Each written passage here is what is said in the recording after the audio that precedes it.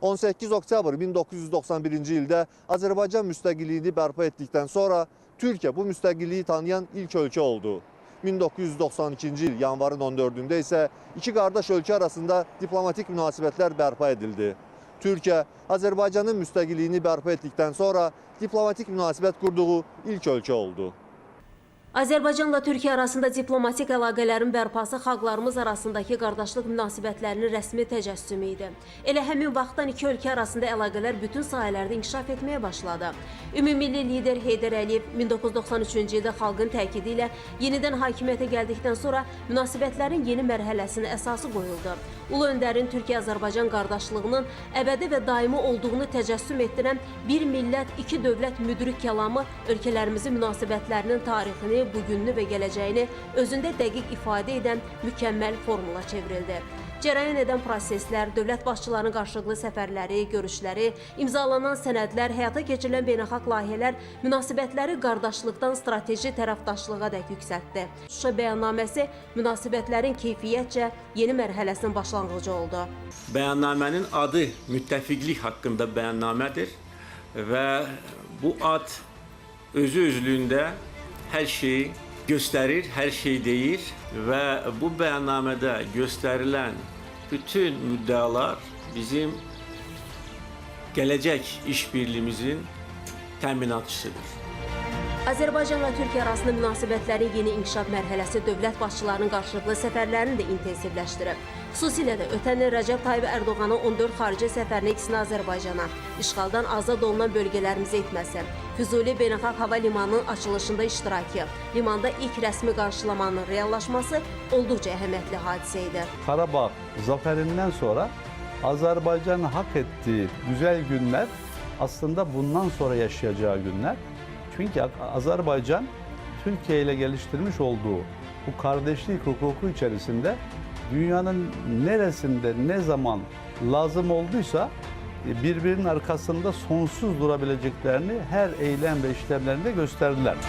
İki ölkənin hərbi sahədə əməkdaşlığı münasibətlərdə xüsusi yer tutur. Azərbaycanın vətən müharibəsinə qazandığı zəfərdən sonra Bakıda təşkil olunan paradda Prezident İlham Əliyevlə birgə Rəcəb Tayyib Ərdoğanın iştirakı və dövlət başçılarının çıxışları sarsılmaz qardaşlığın və dostluğun nümunəsi idi.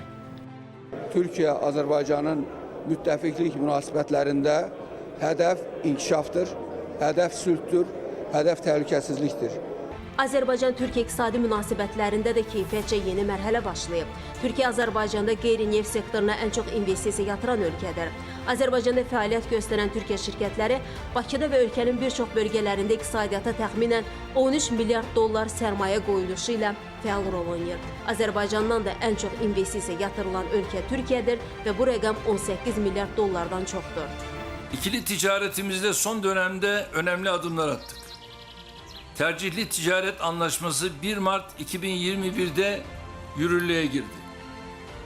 Ticaret hacmimizi 2023 yılında 15 milyar dolara çıkarma hedefimize doğru adım adım ilerliyoruz.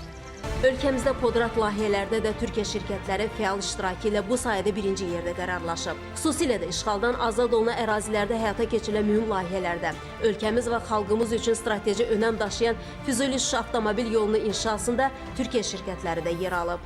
Dün petrol ve gaz boru hattını konuşuyorduk. Bugün Azerbaycan'ın elektrik üreterek Türkiye üzerinden Avrupa'ya taşıması konuşulmaktadır. Yeni bir şey. Yeni bir stratejik değere sahip Azerbaycan bir ürüne sahiptir. Külek enerjisi, rüzgar enerjisi dünyada eşi benzeri olmayan bir rüzgara sahiptir ve bu bir stratejik bir değerdir. Azərbaycan və Türkiyə arasındakı siyasi-iqtisadi əlaqələr həm də çox tərəfli strateji əhəmiyyətli əməkdaşlığı əhatə edir.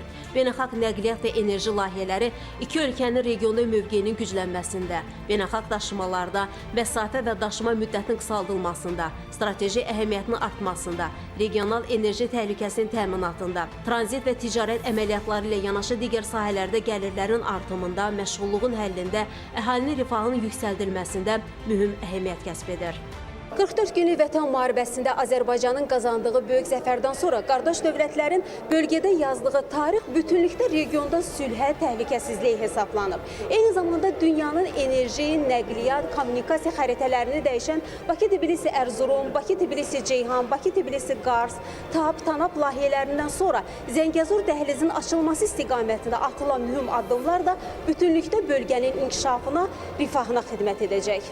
Azərbaycanla Türkiyənin hazırki iqtisadi tərəfdaşlığı ölkə region miqyasında nüfuzunun iqtisadi gücünün artımında mühüm rol oynayır. Bakı-Tbilisi-Qars dəmir yolu üzərində daşınan yüklərin həcminin artması yeni nəqliyyat kommunikasiya layihələrinin səmərəsinin göstəricisidir. Naxçıvanla digər bölgələrimiz arasında planlaşdırılan dəhlizin açılması, həmçinin yeni dəmir yolunun çəkilməsi nəticəsində Azərbaycan və Türkiyə arasında daşımaların asanlaşması da iki ölkə ilə yanaşı bölgəyə böyük fayda gətirəcək. Birçok ülkenin 100 senede, 300 senede aldığı yolu çok şükür ki Azerbaycan hem bağımsızlık anlamında hem iktisadi güçlenme anlamında hem demokratik adımlar anlamında 30 senede aldı ve 30 sene boyunca Azerbaycan hür ve bağımsız olarak bugünlere geldi. Ötən il Azərbaycan öz tarixində daha bir ilkə qardaş Türkiyə ilə imza atdı və iki ölkənin ümumvətəndaş pasportlarına malik vətəndaşlarının vizasız səfərinə imkan yaradıldı. Bugün Azərbaycanla Türkiyə dünya miqyasında nadir əməkdaşlıq, işbirliyi, müttəfiqlik nümunəsi göstərir. Südabə Cahangirli, Yalçın Tahiroğlu, ASTV Xəbər.